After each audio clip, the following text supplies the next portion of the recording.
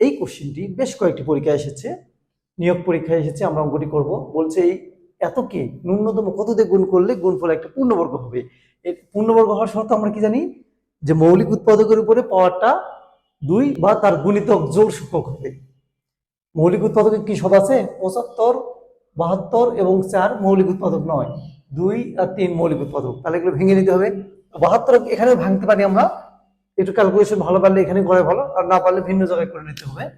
আমরা দেখি 72কে ভাঙলে কত হয়। এখানে দেখতে পাচ্ছি আমরা 2 দিয়ে দিলে 36, তাই না? 2 দিয়ে দিলে 18, 18 দুগুণে 36, 2 দিয়ে দিলে 9 দুগুণে 18, 3 দিয়ে 9, এ হয়ে গেল।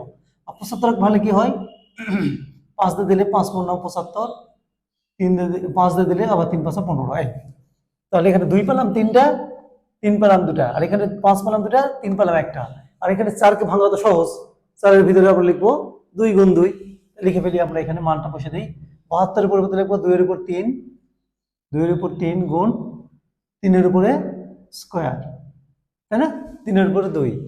আর 75 এর পরিবর্তে পেলাম হলো 5 এর উপর বর্গ গুণ হলো 3। আর এখানে পেলাম 3 এর উপর 3 ঠিকই থাকে। এখানে 4 মানে কি আমরা জানি, 2 × 2 না, এর উপরে 3 নাকি? এভাবে না লিখে এভাবে লেখা যায়, আমরা লিখতে পারি 2 এর উপরে আমরা লিখতে পারি এই যে 4, তাই না? 2 দুগুণে 4, তার উপর আবার 3 আছে, সমস্যা নেই। এখানে 2 এর উপরে 8। আমাদের কত হলো দেখি আমরা, 2 এর উপরে আগে লিখে নিই, 2 এর উপরে 3, এই 2 এর গুলো আগে নিলাম।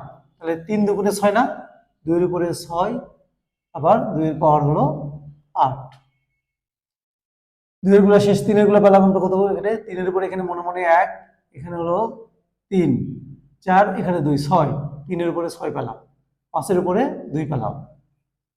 এখানে গুণ করতে কত হয়, 2 এর উপরে যোগ করে দেবো, পাওয়ার গুলো যোগ হয়, তাই না? গুণের সময় পাওয়ার গুলো যোগ হয়। এই পাওয়ার 8, 6, 14, 14 তাহলে 17, 2 এর উপরে 17 পেলাম। এটা 2 এর উপরে 17, 3 এর উপরে 6, 5 এর উপরে 2। এখন দেখতে পাচ্ছি বন্ধুরা, সবগুলো পাওয়ার কি জোড় সংখ্যক আছে?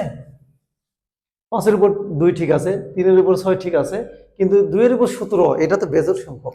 আমরা বলেছি মৌলিক উৎপাদকের উপরে জোড় সংখ্যক বা তার গুণিতক পাওয়ার বা শক্তি থাকতে হবে। তাহলে এখানে আর কত গুণ করলে আমরা এখানে জোড় সংখ্যা পাবো? আরেকটা 2। এই যে আরেকটা 2 হলে তো 2 এর উপর 18 হবে, তাই না? তাহলে আমরা লিখবো ওই সংখ্যাটির সাথে ন্যূনতম 2 যোগ করতে হবে। ন্যূনতম 2 গুণ করলে বর্গ সংখ্যা হবে, গুণ করলে সংখ্যাটি বর্গ সংখ্যা হবে, সংখ্যাটি বর্গ সংখ্যা হবে। হ্যাঁ, বর্গ সংখ্যা হবে। এই হলো উত্তর।